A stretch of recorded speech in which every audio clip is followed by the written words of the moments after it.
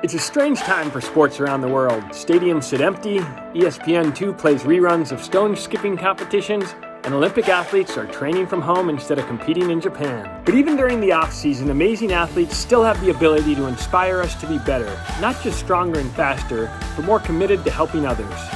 We'll meet the Philadelphia Eagles star quarterback serving meals instead of touchdown passes. Coming up with the idea to give out groceries and essential items was a huge idea for us. The high school football coach delivering championship rings from his car. Let's make some people happy today. And the announcer calling the plays of everyday life. And we wait for the beats. There they are now then. JD Sportsman. He's got a decent start. Leggings on the outside. Let's check in. Hi, I'm Michael Koenigs, and in this episode of the Check-In, we're talking to extraordinary athletes and commentators about how the world of sports has changed due to COVID-19. And we're starting with a woman who was supposed to compete in the 2020 Olympic Games in Japan. They've been postponed, but she's still working out. Gotta meet her. Samantha, so good to check in with you here. You're training for the Olympics, and COVID has changed that dramatically. Yes, it has definitely thrown a wrench in a lot of things. Tell us about, you excel at a bunch of sports, and tell us about your event for people who aren't familiar. So modern pentathlon consists of 5 events. You have fencing, swimming, horseback riding, running, and shooting. It's actually one of the original Olympic sports before the Olympics were postponed. I was freaking out. I was like, oh my gosh, what am I gonna do? I don't have a pool. I'm like 3 months out from the Olympics. I don't have anyone to fence with. What am I gonna do? Now with the postponement of the Olympics, takes a little bit of pressure off. I mean, I'm still doing the training I can from home.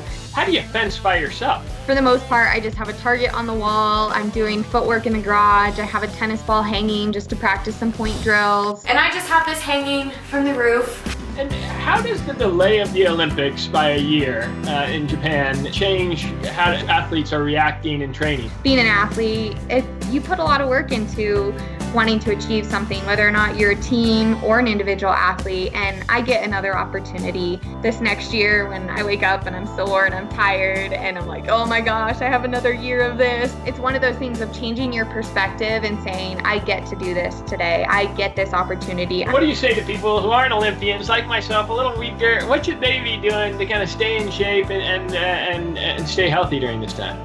I mean, looking at videos on YouTube and just doing it at home, like 30-minute workout, find things that are fun. There's so much you can do. I like that idea. So excited to see you compete and go for gold in the upcoming Olympics in Japan. So rooting you on from afar. So good to check in and talk with you here. Thank you, and hopefully you guys stay safe and we'll all come together through all of this and come out better on top, I hope. Right now we're checking in with the legendary quarterback of the Philadelphia Eagles, Carson Wentz, who's doing a lot off the field right now.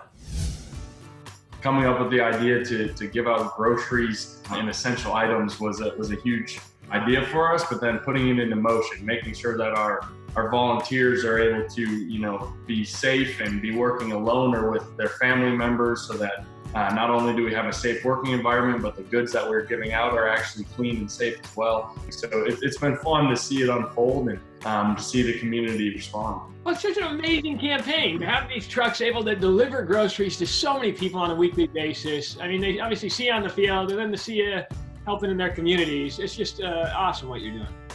The audience of one, talk about what that means for people who aren't familiar. Yeah, for me, audience of one, really was my life model that I started when I really came to my saving faith in Jesus Christ when I was in college. And for me, it was just kind of a reminder that everything I do is for an audience of one. It's for the Lord first and foremost. Carrying that motto into becoming a foundation and kind of demonstrating the same kind of value through the foundation of how can we do everything to steward what God's given us to bless others. Right now, obviously, churches are not able to congregate. How has that impacted your ability to worship? We're waking up, we're sleeping in a little bit more on Sundays, we're grabbing coffee, we're sitting on the couch, going to church, and I know a lot of people out there are doing the same thing, and it looks different, but you got to make the most of it. And what's your advice to the people of Philadelphia and beyond who are, trying to get through this, missing their sports, missing the kind of camaraderie, obviously, that fosters? What's kind of your guidance if people are getting through this tough time? The only way I get through any tough time is my faith. But, maybe some people aren't into their faith and don't have Jesus as their Savior. I challenge them to find Him, but also I'd just say, just keep hanging on. Things are going to go back to whatever normal is. It might look a little different, but, this thing will pass. Keep the faith, and we'll be back out there playing football one day. The Sixers will be playing, the Flyers will be playing, the Phillies will be playing. Those things will be happening, and we'll all have something to kind of rally around soon enough. Such a treat to be able to check in with you here. I appreciate it. Thanks for having me.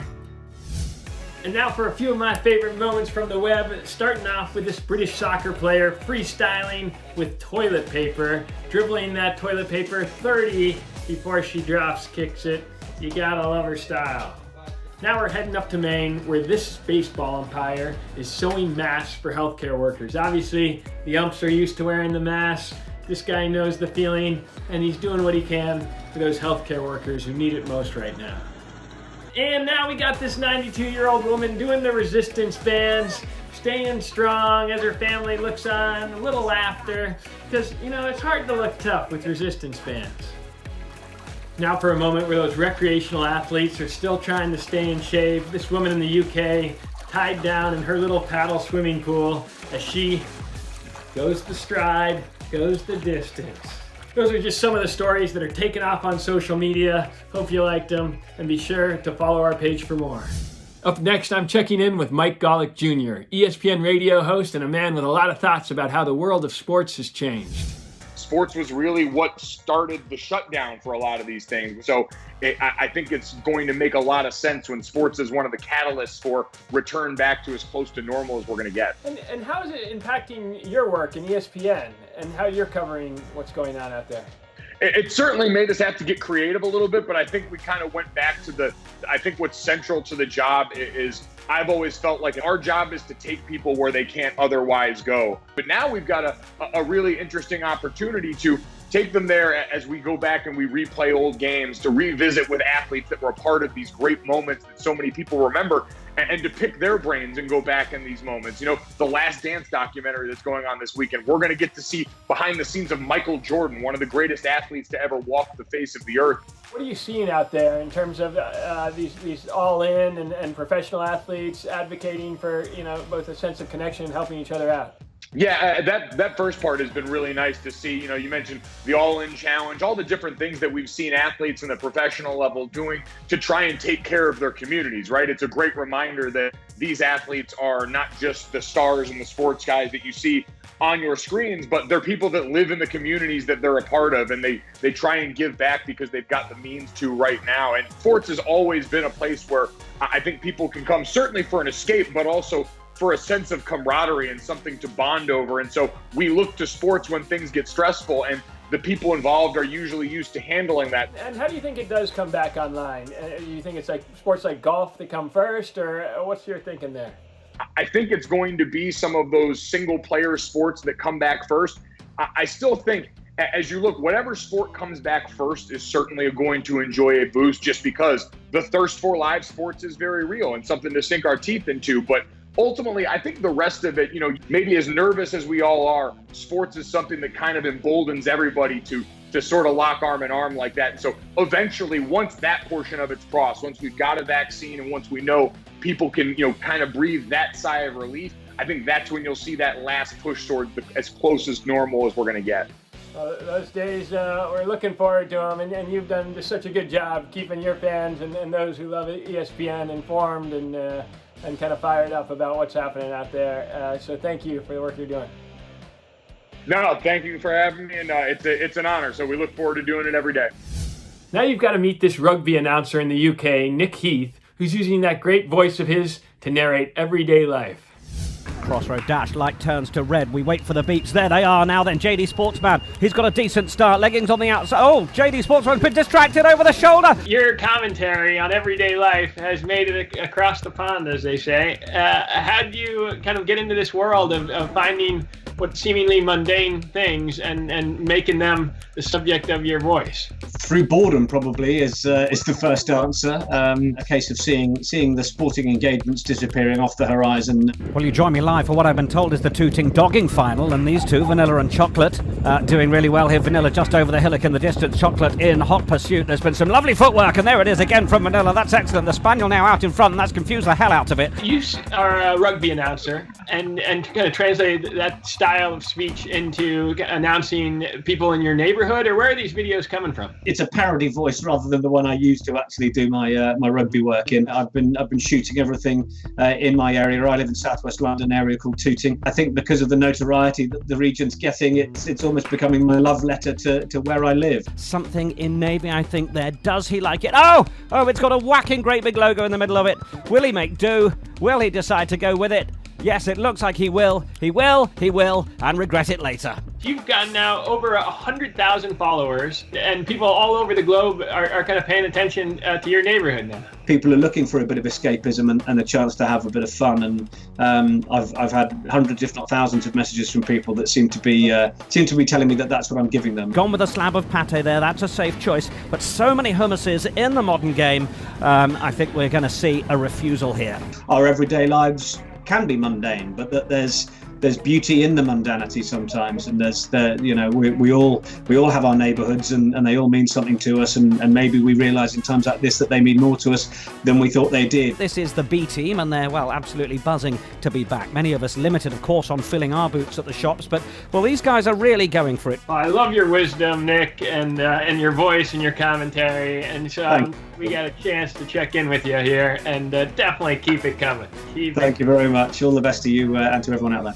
Up next, a high school football coach in New Jersey who didn't let COVID-19 stop him from delivering over 80 championship rings to his players. I went to every single coach and player's house. It took 8 hours. It was worth every minute. It's so funny because I call these kids all year, whether they're late or whatever else, and ring, voicemail.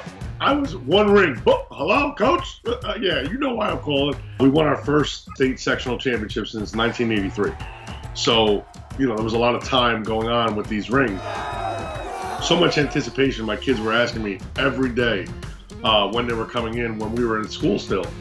Of course, they came in when we were 2 weeks into the COVID quarantine. They were sitting on my dining room table forever. My wife was pushing me. My equipment manager was pushing me. Like, hey, let's find a way. And I just woke up on that Sunday and I said, you know what, we're going to do it. Giving these rings out, giving these kids what they deserve. 36 years in the making, and you know what?